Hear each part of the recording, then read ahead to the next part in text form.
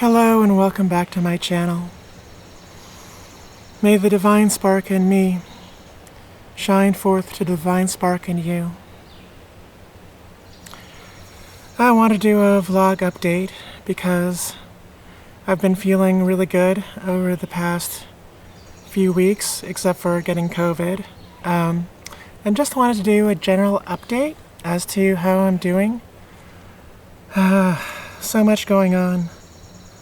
But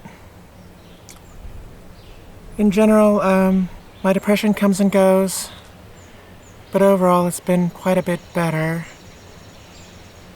I'm still overjoyed with the results of my facial feminization surgery, and my vocal cord surgery has been very helpful too.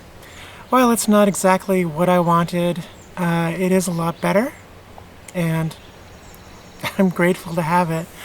It's really easy to not be misgendered on the phone, which is one of my primary goals for having facial feminism, which is one of my primary goals for having glottoplasty surgery. I went and saw my cranial facial surgeon yesterday, 2 days ago, and everything's doing great. My healing has gone very, very well. To me, I'm just overjoyed with the results. It looks great. And the only thing I'm not totally thrilled with is my hairline still looks fairly masculine, and it's a little asymmetrical. But through here, I mean, he pulled it forward a lot, and it's a lot better. But there's a limit to what he could do. He couldn't pull it forward enough to give me a truly feminine hairline. That would require probably an additional surgery, which I'm not sure I want to do. And if I did, I would wait a long time to make sure it was perfectly healed before I would try to go across those scars again. So it's probably going to get left the way it is, and I suppose I could always go back to wearing bangs again if I wanted to give up my hardcore hippie look. But we'll see. I haven't made that decision yet because I like just being able to grow my hair out and out and out so that it's as long as possible, and just cutting off the split ends. I want to thank you all for helping me hit 200 followers. 201 last time I looked. That's really a great joy, and thank you all for subscribing. It's great to have that milestone achieved. I still have, quite a ways to go, of course, before I have my goal of 1 million followers. But, one at a time. And I'm here for you. You're following me now, and I appreciate it, and I will keep making videos for you. I do have a few videos planned in the works. One about having a period as a trans woman and being a red moon or a white moon. So that's been in the works for a while, and I'm doing a lot of research on it, so it might take a while for me to actually get out, but it'll be worth the wait, I think. It's sort of like a more deeper and in-depth version of my video about what most doctors don't know about transgender HRT. See the link up there. Not to say that all doctors don't know about it. There are quite a few doctors who do cycle the progesterone, and I'm really grateful that there are doctors that can do that. I would be interested in hearing more about if you have any requests. I had done quite a few kinds of videos before I refocused on trans issues, and if you're still interested in me doing videos about meditation, or doing videos about cooking, or actually kind of a wide variety of subjects, I had thought about doing videos on astrology, or architecture. I do have another channel that I started for architecture, but I haven't done anything in that in years. If that would be interesting to you, let me know, and I can start putting stuff out there again. Mostly because I haven't done it, partially because life took over. I had bottom surgery, I was doing a lot of other things, and I wasn't able to finish or to keep going on that. And then I got kind of burnt out on architecture.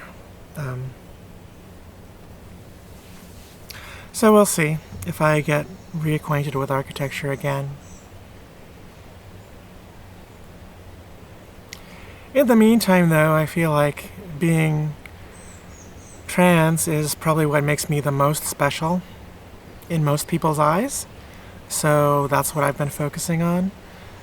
Certainly, FFS and glottoplasty seem to be the most unusual things, and glottoplasty especially, since not that many people have had it. There's not that much saturation in the market, so to speak. I will probably continue to have more surgeries. I talked with my cranial facial surgeon about adjusting my chin very slightly, and so that will be in the works. And I'm also looking at getting a labiaplasty for revision to my bottom surgery. That could be quite a ways off, just because it's going to take a while to get the appointments, really. And by the time it happens, I'm probably going to have to go through all the process I had to go through getting approval letters again for the third time. We'll see. I hope not. There's so much gatekeeping around being trans. It's ridiculous. We have to make sure the trans people are really trans before they trans. Anyway, I hope one day we'll be able to do this in a much more humane way. I guess in some ways it's good that I've had to spend so much time in therapy because all those issues have been talked about. It's not like some other places, like Canada, for example, where I've heard of people having very few consultations with a therapist and a gender therapist before they had some pretty major surgeries. So, I think it's important that people go through the whole thought process of all the ramifications of a serious surgery, especially like bottom surgery. But at the same time, the amount of gatekeeping that happens is really just sickening. Still, I'm grateful that I have access to insurance that is making this a possibility for me, because otherwise it would not be. Now that we're out of the worst of COVID, or we're in COVID Omicron BA2 zone, which is what I had, I think, there's a lot more openness to seeing other people, which I'm really happy about, and it's hopefully going to make my love life easier.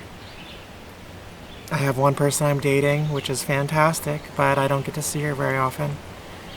And it would be nice to be able to meet more people, but finding people that you can actually get along with and meet and all of that is not so easy, especially when you live out here in the forest. I don't know what the solution to that is, but it's just hard to meet people when you're in the country and you don't get out very often, especially now that I'm sober. I don't go to bars, and everybody at church is way out of my age range. Don't think that I would want to do that anyway. And I go to church more for the community anyway. I'm not Christian. I'm a Buddhist, and the closest thing I am to a Christian would be a Unitarian Universalist, which is much less closed-minded than most Christianity groups. I am getting really tired of living in a tent, but I have not been able to come up with a way to move out of the tent. So I'm still working on trying to get some sort of income, and I don't know how that's going to happen yet, and it's difficult. So because of the no income thing, I'm going to have to declare bankruptcy Unfortunately, I'm having trouble with the IRS also because they won't return my letters. They sent me a letter saying they had changed my return in 2021, and then I sent them another letter saying, "What's going on? Tell me what's going on. You're not telling me how you even changed my return or what I would owe you anymore." And they continue to not respond to me except to say that they need more time to respond to my letter. And it's been over a year now. So I'll send them more letters, but I don't know what the solution is. It seems impossible to have a proper relationship with the agency that's supposed to tax me, so then why should I even have a relationship with them? I don't know. It seems incredibly ironic that when you ask for the IRS to audit you, they give you lots of excuses as to why they can't. Just more sign of society on the breakdown. We'll see what the possibilities are. I had mentioned in one of my previous vlogs that I felt like I was waiting for something. And I know what that something was. I was waiting for COVID to be over. I was waiting for society to go through some major change. I was waiting for a lot of things, I think, and I realized that when I rewatched that video that I'm done waiting for things. It's time to just move on with my life. And I think that's part of the reason why I do these vlogs, is because by taking note of how I'm feeling at a particular time, then if I look at that, say, a few weeks later, it's very instructive to me as to what's really going on in my head, and I can see myself as an outsider might see myself. And it gives me a new perspective on how to live my life. Spring has brought a lot of joy to me, mostly from the beautiful light, the softness of the energy, the beauty of all of the trees regrowing their leaves, the birds waking me up every morning, the intense cacophony of the insects. And thankfully it's still early enough in spring that I'm not completely surrounded by deer flies yet. So that's a joy. Mostly I just hear the coming of carpenter bees. I see overhead the eagles and the vultures.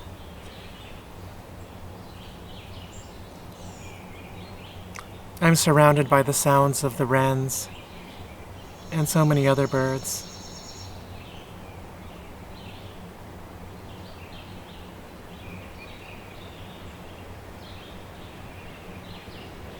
I feel really blessed that I'm allowed to be in this place, that I've been able to find this respite from so much of life that was so difficult for me.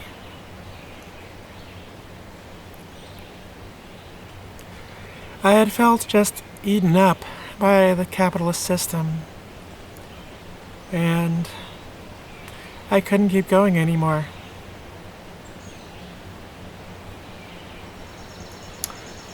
So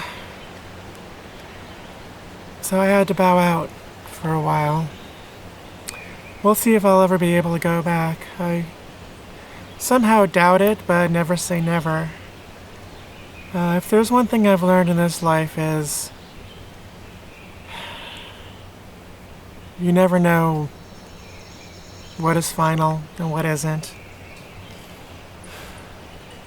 If you say never, that's not going to be the truth. I find it fascinating that my family and I have been pulled back to this place where I have so many ancestors who were from here about 10, 11 generations ago.